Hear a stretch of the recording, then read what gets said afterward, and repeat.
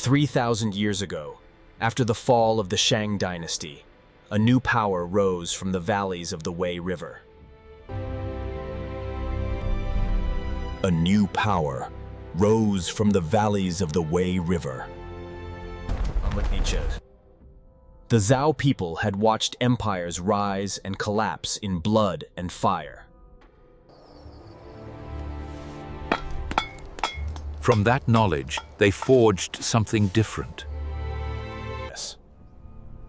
This is the story of their early system of governance, their victories and reforms, and how they claimed the mandate of heaven, a vision of rule that promised a fresh dawn after darkness.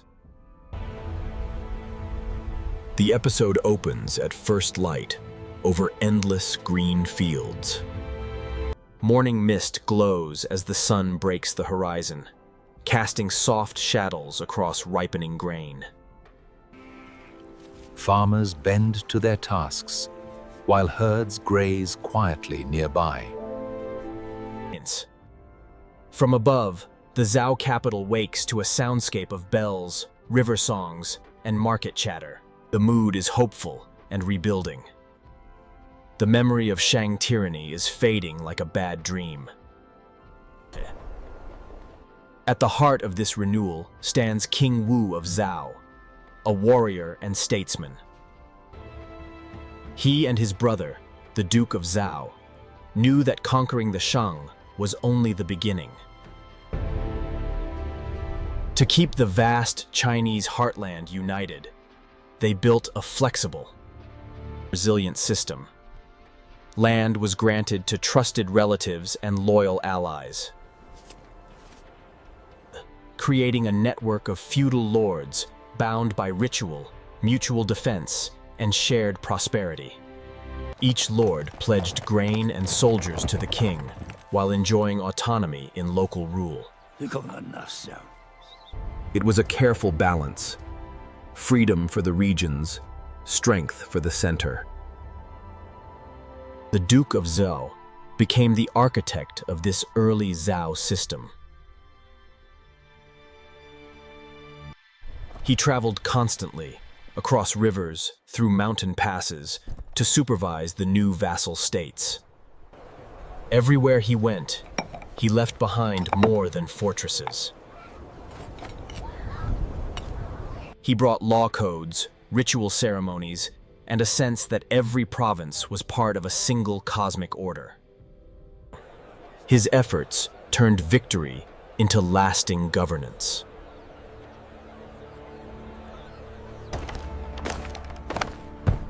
But power in Zhou eyes meant more than soldiers and taxes.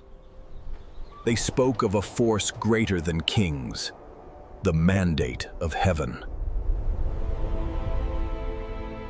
This idea, simple yet revolutionary, held that a ruler governed not by blood alone, but by virtue. Heaven, they said, would bless a dynasty that ruled with justice and withdraw its favor from those who turned cruel. The fall of the Shang, with its records of decadence and terror, became proof that heaven itself had judged and replaced them. In dramatic rituals, King Wu and the Duke of Zhou proclaimed this new covenant. Under towering ceremonial altars, priests lit great bronze cauldrons, and the smoke carried a message skyward. The Zhou would rule as heaven's chosen stewards. Crowds cheered as music and drums rolled across the plains, a sound like thunder made by human hands. These ceremonies were not mere pageantry. They rewrote the political language of China. The king was now the son of heaven, not its master, but its servant. Early victories reinforced the mandate's power. Zhou generals secured river crossings and mountain gates, ensuring that trade flowed, and raiders kept their distance. Grain convoys passed safely from fertile valleys to the capital. Craftsmen forged new bronze vessels to store surplus harvests. Envoys carried news of peace to distant allies. Everywhere the signs pointed to prosperity. Governance reforms followed. The Duke of Zhou standardized weights and measures, simplifying trade. Lestero. Local rulers were encouraged to hold seasonal markets and maintain irrigation works. While the central court codified rituals for planting and harvest festivals. These reforms strengthened both the economy and the shared culture of Zhou China. As the camera glides across bustling markets, we see merchants unloading jade, silk, and grain.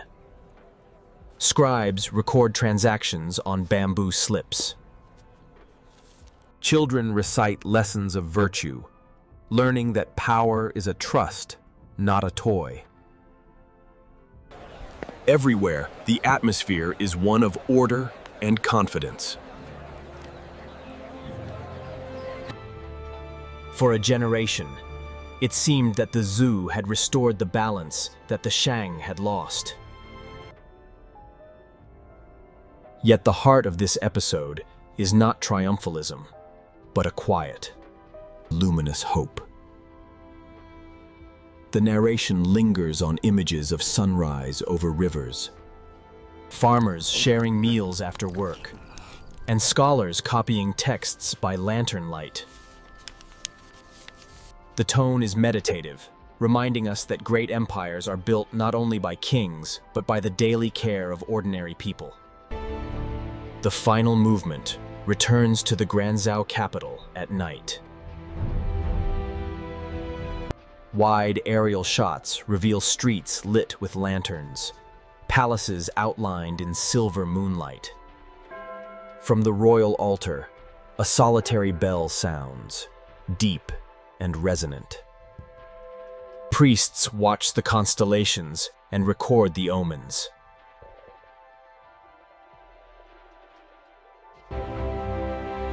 Heaven is still with them. The mandate stands firm. As the music swells, the camera lifts slowly into the sky. The city shrinks to a constellation of lights, then to nothing. Only the stars remain, bright and eternal. In an age born from darkness, the Zhou showed that virtue can rebuild the world.